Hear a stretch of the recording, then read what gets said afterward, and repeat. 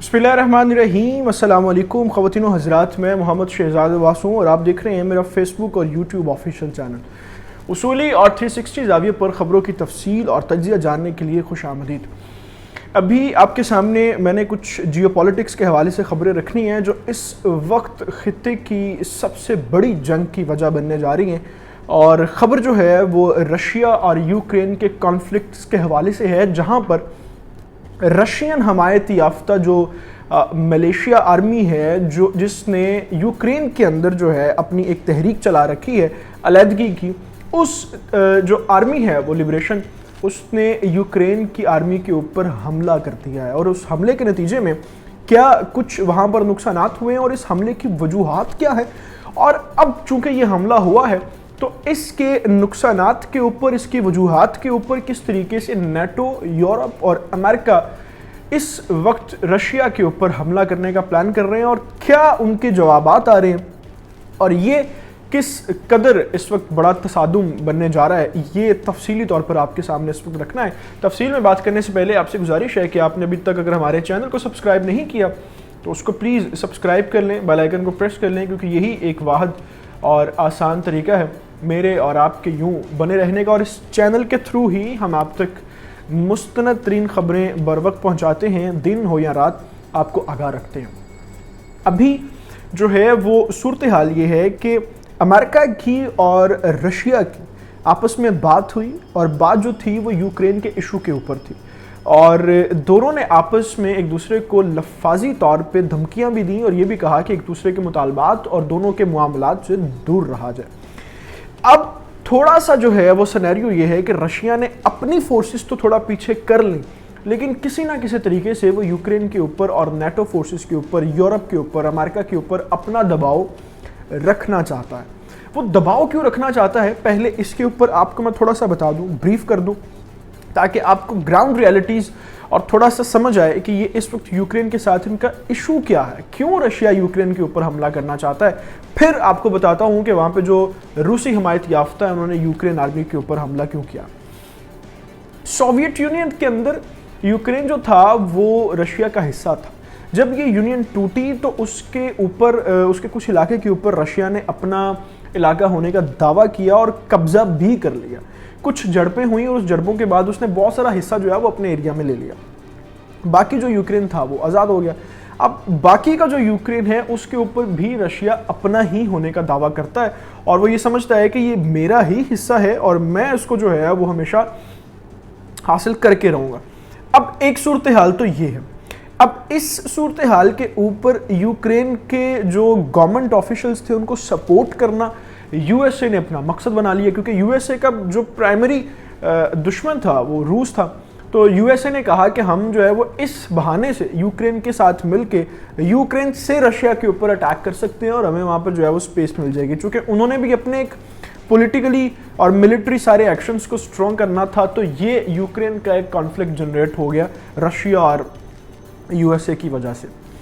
अब वहाँ पर एक जमात खड़ी होती है, मसल्ला जमात, और वो अपनी एक तहरीक चलाती है अलहदगी की कि हम जो अभी गवर्नमेंट ऑफिशियल्स यहाँ पे मौजूद हैं हम इनको नहीं मानते और हम जो हैं वो अलग से एक रियासत बनाना चाहते हैं और अपनी मर्ज़ी से हम वहाँ पर कवानीन खड़े करने चाहते हैं। यहाँ पर एक सेकंड के लिए मैं ये स्टॉप करके आपको बता दूँ कि ये वो सारी कहानियाँ और स्टोरीज़ हैं जो हम तक नहीं पहुँचती बराह रास्त, इसलिए हमें लगता है कि सिर्फ जो मसल्ला लोग होते हैं, अस्करियत लोग होते हैं, दहशतगर्द होते हैं, वो सिर्फ और सिर्फ पाकिस्तान में और मुस्लिम इलाकों में ही पाए जाते हैं, क्योंकि इन इलाकों की सूरत हाल को मगरबी मीडिया और इंडियन मीडिया बड़ा बढ़ा चढ़ा के दिखाता है। मगर आप दुनिया के किसी भी मुल्क को खोल के देख लें, वहाँ पर ये कॉन्फ्लिक्ट्स और इशूज़ पाए जाते हैं। खैर वापस आते हैं, वो जो लिबरेशन आर्मी थी उसने कहा कि हम यहाँ पर जो है वो अपना मुल्क बनाना चाहते हैं। अब चूँकि उनके अंदर से एक तहरीक पैदा हो गई तो उस तहरीक के ऊपर रशिया को ये इल्ज़ाम लगाए गए कि आपने ये तहरीक पैदा की है, इस तहरीक को आप सपोर्ट करते हैं, आप इनको असलहा देते हैं, पैसा देते हैं और यूक्रेन की गवर्नमेंट जो है उसके ख़िलाफ़ लड़ने के लिए तैयार भी करते हैं। अब ये था वो सारा सिनेरियो कि जो हिस्ट्री के साथ उसको टच कर रहा था। अभी सूरत हाल ये है, अब जैसे ही रशिया ने ये ऐलान किया कि हम यूक्रेन के ऊपर जो है वो स्ट्राइक करने जा रहे हैं, تو یو ایس اے نے اور نیٹو فورسز نے جو ہے اس کو روکنے کے لیے کہا کہ اگر آپ ایسا کریں گے تو آپ کے اوپر ہم سٹرائکس کریں گے. تو رشیا نے کہا کہ ٹھیک ہے ابھی پالیسی جو ہے وہ کچھ اور بناتے ہیں. تو رشیا نے اپنی تھوڑی سی ملٹری پیچھے کر لی. اب وہاں پر جو علیحدگی پسند جماعت اس کو جو ہے وہ کچھ نہ کچھ ٹاسکس دیے یا انہوں نے سمجھے. انہوں نے جو یوکرین کی آفیشیل آرمی ہے اس کے اوپر اٹیک کیا. یہ کل رات کی خبر ہے. اٹیک کرنے کے بعد وہاں پر انہوں نے جو ہے وہ باقاعدہ طور پر آپس میں فائرنگ ہوئی اور فائرنگ کے تبادلے کے اندر جو ہے وہ ایک فوجی بھی ہلاک ہوا اور ایک جو علیحدگی پسند جماعت تھی ان کا بھی بندہ جو تھا وہ ہلاک ہوا. اور جتنے یہ جب معاملہ ہوا تو جتنے بھی نیٹو فورسز کے اور یورپین یونین کے نمائندے تھے ان کی طرف سے بھرپور جو ہے وہ اس کی مذمت کی گئی اور نیٹو کا اس کے اوپر کراس جو ہے وہ جواب بھی. اور اس نے کہا کہ یہ ڈائریکٹلی انہوں نے پیوٹن کو احتجاج کیا اور انہوں نے کہا کہ نیٹو سمیت دنیا بھر کی جو عالمی قوتیں ہیں وہ اس کا جواب بھی آپ کو دیں گی اور رشیا کے اوپر حملہ بھی کریں گے. اب آپ تیار رہیں کیونکہ آپ جو ہیں وہ باقاعدہ طور پر یوکرین کے اندر یہ سارے کانفلکٹس پیدا کرنے کے لیے کچھ نہ کچھ کروا رہے ہیں. تو اب صورتحال جو ہے وہ بڑی، میں سمجھتا ہوں کہ اس ساری گیم اور سینیریو کے بعد صورتحال جو ہے وہ بڑی کھل کے سامنے آ گئی ہے اور بڑا مشکل ہو جائے گا اب رشیا کے لیے پیچھے ہٹنا. اور اگر نیٹو فورسز اور رشیا آپس میں کانفلکٹس میں آتے ہیں تو اسی ٹائم زون اور اسی ٹائم پیریڈ کے اندر جو ہے وہ اسرائیل ایران کے کانفلکٹس بھی بہت جنریٹ کر رہے ہیں. اور جس طریقے سے کل بھارت نے ایل او سی کے اوپر پاکستان کے ساتھ جو پروپیگنڈا کیا، ہم نے بڑا الحمدللہ اس کو بے نقاب کیا.